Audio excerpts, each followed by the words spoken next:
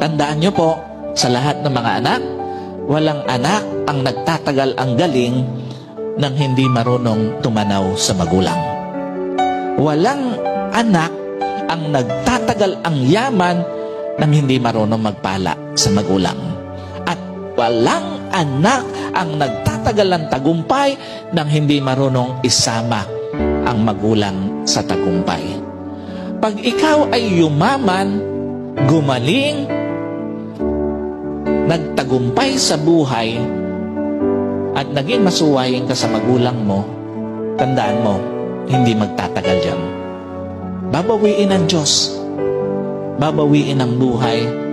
Hindi magtatagal. Yung dapat ay magtagal sa buhay mo.